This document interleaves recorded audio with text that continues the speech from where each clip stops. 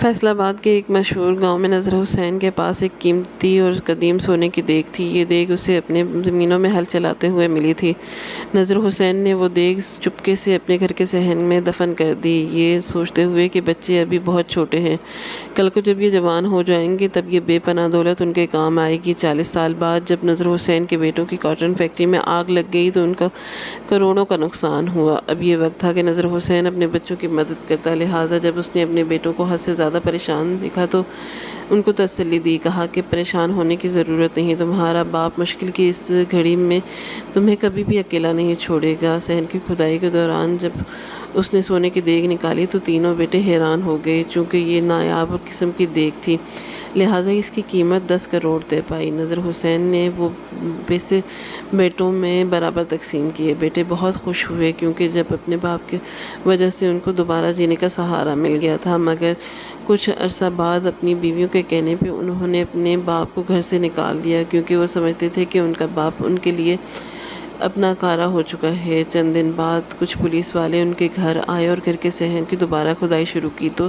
تینوں بیٹے حیران ہو گئے، کیونکہ کھدائی کے دوران نذر حسین اپنے بھائیوں میں سب سے چھوٹا تھا۔ جب نذر حسین کے باپ کا آخری وقت قریب آیا تب اس نے اپنے تمام بیٹوں کو اپنے پاس بلایا اور کہا کہ مجھے افسوس سے کہنا پڑتا ہے کہ اپنی زندگی میں تمہاری جائیداد میں بٹوارا نہ کر سکا، یہ سوچتے ہوئے کہ تم بھائیوں میں بہت بڑا اتفاق ہے، مگر اس آخری وقت میں تم کو یہ وصیت کرتا ہوں کہ جائیداد کی تقسیم میں کسی قسم کی زیادتی مت کرنا، خاص کر کے میرے چھوٹے بیٹے اور پیارے بیٹے نذر حسین کا بہت خیال رکھنا۔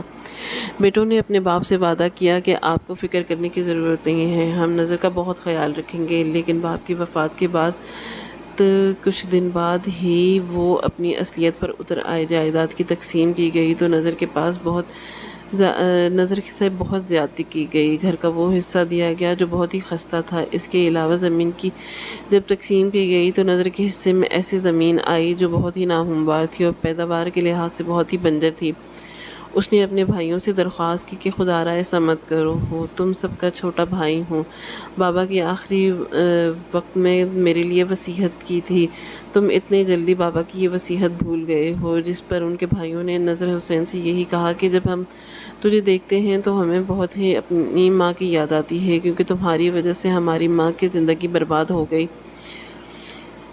ہمارے باپ نے تیری ماں سے شادی کی اور تو منحوس پیدا ہوا۔ ہمارا ارادہ تو یہ تھا کہ ہم تجھے کچھ بھی نہ دیں، مار ڈالیں، لیکن ہم نے ایسا نہ کیا، مگر اب جائیداد کی تقسیم میں ہم ایسا ہی کریں گے جیسا کہ ہمارا دل چاہے گا، تم چاہ کر بھی ہمارا کچھ نہیں بگاڑ سکتے۔ بھائیوں کی یہ بات سن کر نذر حسین خاموش ہو گیا اور ایک غیر منصفانہ تقسیم پر صبر کر لیا۔ نذر کی ماں ایک لاوارث عورت تھی جس کے والدین کا انتقال بچپن میں ہی ہو چکا تھا اور وہ گاؤں کے رئیس کی ملازمہ بن کر ان کے گھر کام کیا کرتی تھی۔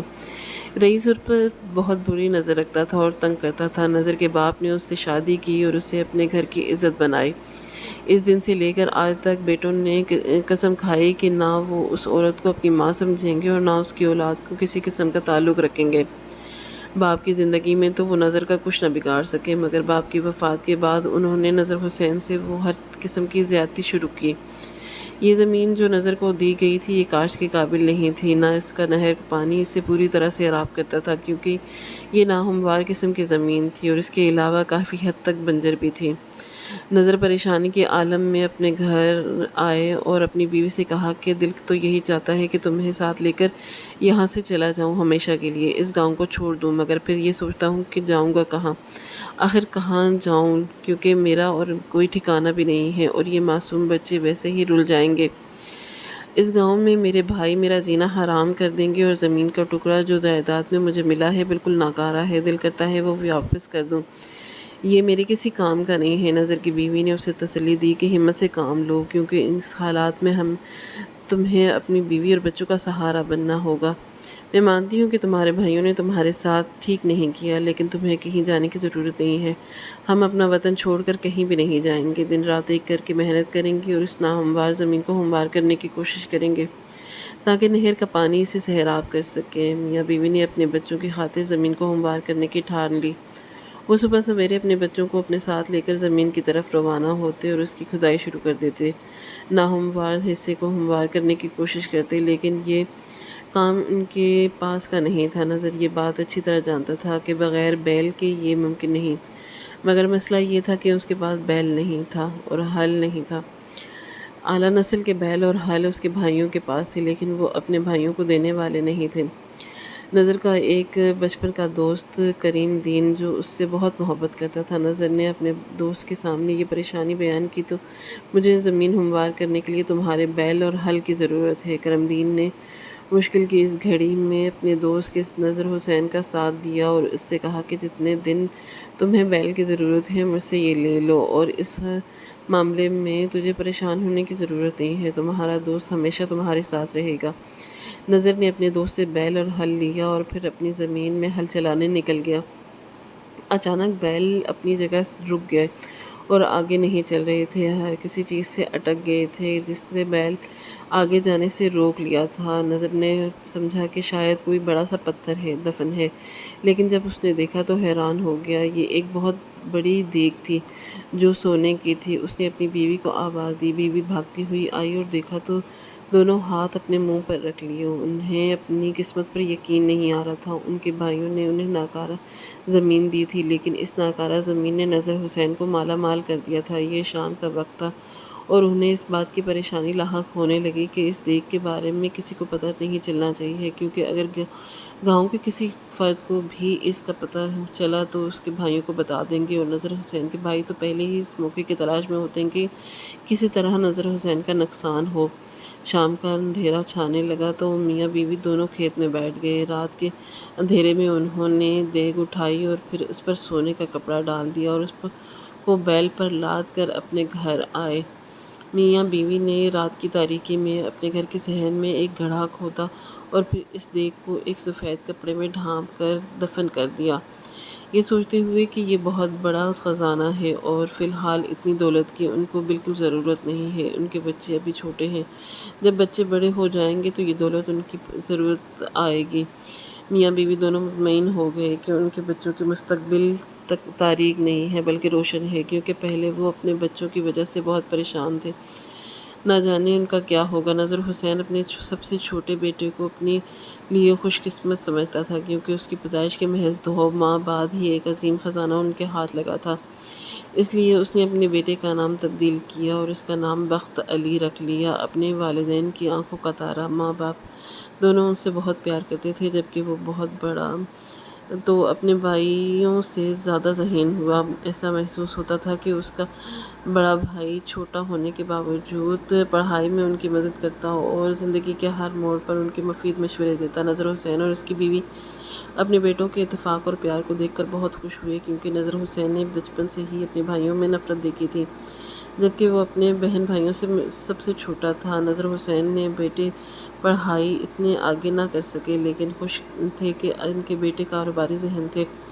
اسکول سے واپسی پر ان تینوں بیٹوں نے چھوٹی سی دکان کھول لی۔ اگر ان کو ایک دن کا 100 روپے کا بھی منافع ہوتا تو وہ بہت خوش ہوتے۔ جیسے جیسے وہ بڑے ہوتے گئے ان کے کاروبار کا دائرہ وسیع ہوتا گیا اور ان کی سخت محنت اور جدوجہد اور اتفاق کی وجہ سے وہ ایک دن ایسا بھی آیا کہ جب وہ ایک کاٹن فیکٹری کے مالک بن گئے۔ کبھی کبھی نذر حسین کو ایسا محسوس ہوتا کہ اسے ساری زندگی اپنے صحن میں دفن دیگ کو نکالنے کی ضرورت پیش نہیں آئے گی، کیونکہ ان کے گھر میں اب دولت کی فراوانی تھی اور کسی چیز کی کمی بھی نہیں تھی۔ نذر حسین نے اپنے تینوں بیٹوں کے بڑے بڑے گھرانوں میں شادی کی، مگر بدقسمتی سے شادی کے بعد ہی ان کے رویوں میں تبدیلی آنا شروع ہو گئی۔ نذر حسین نے اپنے بیٹوں کے رویے میں تبدیلی کو محسوس کیا اور اپنے بیٹوں کی وجہ سے کافی پریشان ہونے لگا۔ ان پر غم کے پہاڑ تب ٹوٹے جب ان کی محبوب بیوی سے چھوڑ کر چلی گئی۔ بیوی کے انتقال پر نذر حسین اندر سے ٹوٹ گیا۔ اسے سہارے کی سخت ضرورت تھی، مگر بیٹوں کے رویے میں تبدیلی نہ آ سکی۔ وہ اپنی بیویوں کے کہنے پر اپنے باپ کو بلا وجہ ڈانٹتے تھے، حتیٰ کہ اس بات کا طعنہ بھی دینے لگے کہ اب آپ کے تمام دوست اس دنیا سے کوچ کر گئے، مگر ابھی تک آپ ہمارے سروں پر سوار ہیں۔ بیٹوں کا اس قسم کا رویہ نذر حسین کے لیے کافی تکلیف دہ تھا، مگر ان تمام باتوں کے باوجود وہ اب بھی اپنے بیٹوں کی ہدایت کے لیے دعا کرتا تھا۔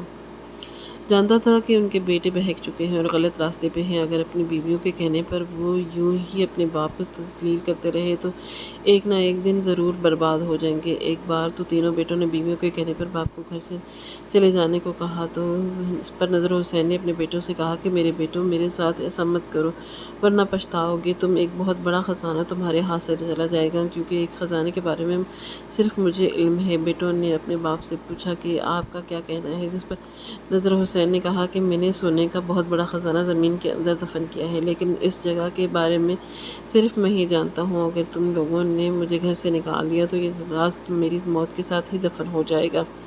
اس پر انہوں نے باپ سے کہا کہ بتائیں وہ جگہ کون سی ہے، لیکن باپ نے یہی کہا کہ ابھی تمہارے حالات بہت اچھے ہیں، کسی چیز کی کمی نہیں ہے، لہٰذا میں یہ راز تم لوگوں کو نہیں بتاؤں گا۔ البتہ اگر یہ جاننے کے باوجود تم مجھے گھر سے نکالتے ہو تو بے شک نکال دو، میں اپنے دوست کے گھر لوٹ رہ لوں گا۔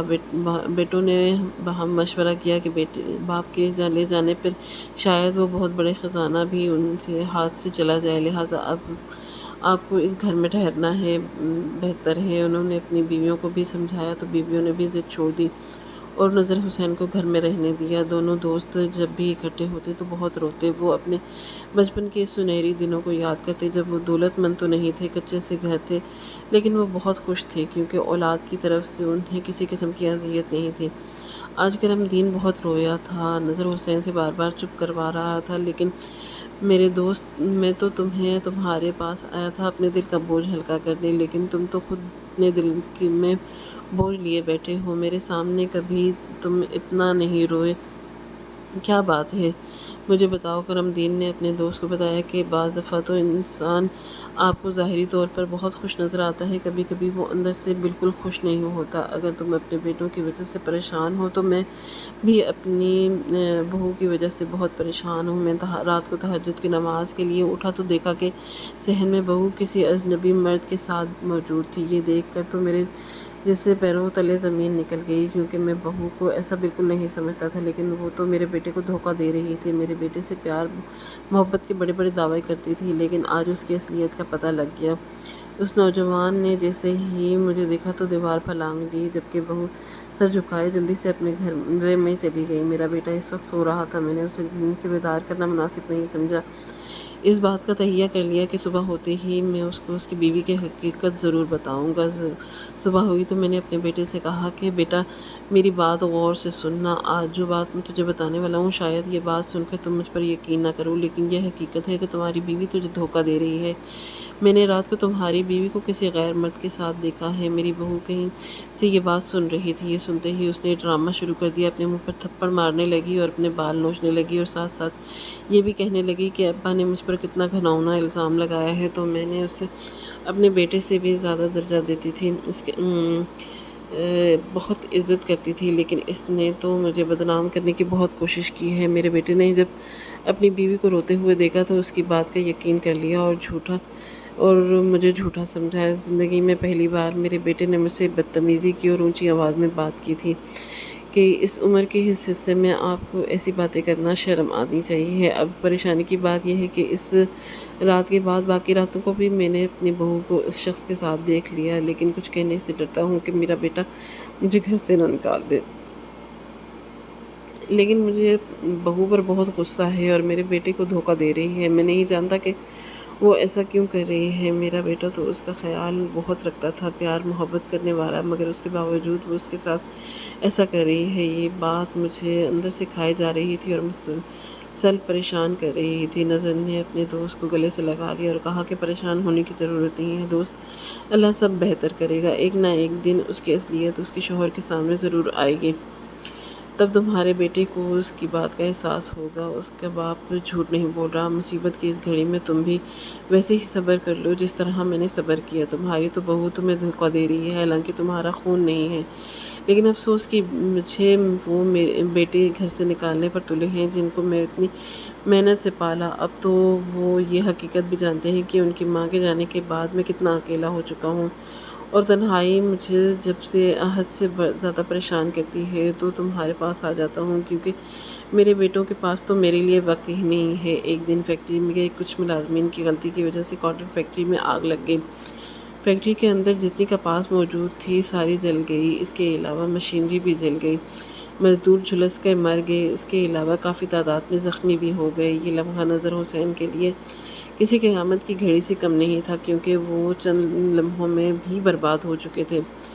جب اس نے اپنے بیٹوں کو حد سے زیادہ پریشان دیکھا تو کہا کہ میرے بیٹے، تمہیں یاد ہوگا کہ میں نے کہا تھا کہ میرے پاس قیمتی زیورات موجود ہیں جن کو میں نے زمین کے اندر دفن کر رکھا ہے۔ تمہیں پریشان ہونے کی ضرورت نہیں، کیونکہ وہ خزانہ میں تمہارے حوالے کر دوں گا جو کہ تمہارے لیے کافی ہوگا، لیکن بدلے میں میری ایک شرط ہے۔ بیٹوں نے شرط پوری کر دی۔ نذر حسین نے کہا کہ یہی کہ مجھے اپنے آپ سے جدا مت کرنا، تم لوگوں کو اپنے وجود کا حصہ سمجھتا ہوں اور تمہاری جدائی بالکل برداشت نہیں کر پاؤں گا، لیکن میں تم پر حیران ہوں کہ اپنی بیویوں کے کہنے پر کس طرح بدل چکے ہو اور اپنے باپ کو بھول چکے ہو جو تم سے بہت زیادہ محبت کرتا تھا۔ اس وقت بیٹوں نے اپنے باپ سے معافی مانگی اور کہا کہ ہم اپنے آپ کیے پر شرمندہ ہیں، ہم آپ کو کبھی بھی اپنے آپ سے جدا نہیں کریں گے، بس آپ جلدی سے بتائیں کہ وہ خزانہ کہاں ہے، آپ نے کہاں چھپا کے رکھا ہے۔ باپ نے کہا ایک اور اوزار لیا اور گھر کے اندر ہی ایک جگہ پر کھدائی شروع کر دی۔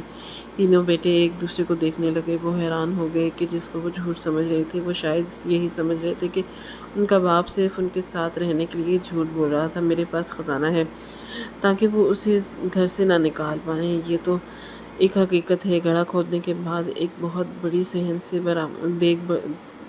برآمد ہوئی۔ تینوں بیٹے دیکھ کر بہت خوش ہوئے، کیونکہ یہ بہت ہی قیمتی دیگ تھی جو کہ مکمل طور پر سونے کی بنی ہوئی تھی۔ اس دیگ کی قیمت 10 کروڑ پائی اور نذر حسین کی خواہش پر 10 کروڑ تینوں بیٹوں میں برابر تقسیم کر دیا گیا۔ انہوں نے مل کر ایک نیا کاروبار شروع کیا۔ دیکھتے ہی دیکھتے وہ دونوں دوبارہ اپنے پیروں پر کھڑے ہونے لگے۔ ان کا باپ کافی خوش تھا کہ ان کے بیٹے دوبارہ اپنے پیروں پر کھڑے ہو گئے اور وہ ابھی ان کے ساتھ رہے گا، لیکن یہ ایک ایسا جھوٹ تھا جو بیٹوں نے اس سے کہا تھا۔ چند ماہ کے بعد بیٹوں نے اس کے پاس آئے اور کہنے لگے کہ ابا جان، اگر آپ نے کہیں اور کسی جگہ قیمتی خزانہ دفن کیا ہے تو ہمیں بتا دیں، کوئی بھروسہ نہیں، ہم نہیں چاہتے کہ آپ کے اچانک گزر جانے پر ہم اس خزانے سے محروم ہو جائیں۔ اپنے بیٹوں سے کہا کہ بیٹوں، میرے پاس اس کے علاوہ اور کچھ بھی موجود نہیں۔ بیٹوں نے کافی اصرار کیا کہ شاید اس کا باپ ابھی بھی ان سے جھوٹ بول رہا ہے، لیکن جب ان کو اس بات کا یقین ہو گیا کہ ان کے باپ اب ان کے لیے مکمل طور پر ناکارہ ہو چکا ہے تو اپنی اصلیت پر اتر آئے۔ اس بار انہوں نے باپ کو دھکے دے کر اپنے گھر سے نکال دیا۔ یہ رات کا وقت تھا جب نذر حسین روتا ہوا کرم دین کے دروازے پر آیا۔ کرم دین نے اپنے دوست کو گلے سے لگایا اور اسے تسلی دی اور کہا کہ جب تک میں زندہ ہوں تمہیں پریشان ہونے کی ضرورت نہیں، میرے بس میں بھی نہیں، لیکن اگر میرے بس میں ہوتا تو میں تمہارے بیٹوں کو ایسی سزا دے دیتا کہ وہ زندگی میں فراموش نہ کرتے۔ یہ آدھی رات کا وقت تھا جب کرم دین نے اپنی بہو کو 8ویں بار اجنبی کے ساتھ دیکھا۔ کرم دین نے اپنے دوست کو نیند سے بیدار کیا اور کہا کہ یہ دیکھو میری بہو کے کارنامے۔ نذر حسین نے بڑی ہی مہارت سے اس نوجوان کو پکڑ لیا اور پھر آواز دے کر کرم دین سے کہا کہ اپنے اس غیرت مند بیٹے کو نیند سے بیدار کرو جس کو تمہاری بات کا کوئی یقین نہیں۔ کرم دین کا بیٹا نیند سے بیدار ہوا اور اپنی آنکھوں سے دیکھ لیا اس کی بیوی ایک اجنبی نوجوان کے ساتھ رنگے ہاتھوں پکڑی گئی۔ کرم دین کے بیٹے نے اپنی بیوی کو ادھر ہی طلاق دے دی اور پھر جیب سے پسٹل نکال کر اس نوجوان کو جان سے مار دیا۔ یہ ایک ایسا معاملہ تھا جس نے نذر حسین اور کرم دین دونوں کو پریشان کر دیا، کیونکہ وہ نہیں جانتے تھے کہ ان کا بیٹا نوجوان کو جان سے ہی مار ڈالے گا۔ بیٹا قتل کر کے اس خوف سے کانپنے لگا کہ اسے پھانسی کی سزا ہو جائے گی۔ کرم دین نے اپنے بیٹے کو تسلی دی اور کہا کہ جو غلطی تجھ سے ہو گئی ہے سو ہو گئی، لیکن میرے دماغ میں ایک آئیڈیا ہے، یہ ہوش سے کام لینے کا وقت ہے، تمہیں زیادہ پریشان ہونے کی ضرورت نہیں۔ انہوں نے لاش کو ایک بوری میں بند کیا اور پھر نذر حسین سے کہا کہ تم ادھر گھر میں ٹھہرو۔ باپ بیٹا لاش لے کر وہاں سے روانہ ہو گئے۔ تقریباً 1 گھنٹے بعد وہ واپس آئے تو نذر حسین نے پریشانی کے عالم میں ان سے پوچھا کہ لاش کو کہاں ٹھکانے لگایا ہے، جس پر کرم دین نے کہا کہ یہ تو میں تمہیں نہیں بتا سکتا، البتہ یہ ضرور بتاؤں گا کہ لاش کو ادھر ہی ٹھکانے لگایا ہے جہاں اس کا ہونا چاہیے۔ نذر حسین ان کی یہ بات سن کر حیران ہو گیا، یہ مجھ سے یہ بات آخر کیوں چھپا رہے ہیں؟ چند دن بعد پولیس نذر حسین کے گھر میں داخل ہوئی اور ایک مخصوص جگہ کی کھدائی شروع کر دی۔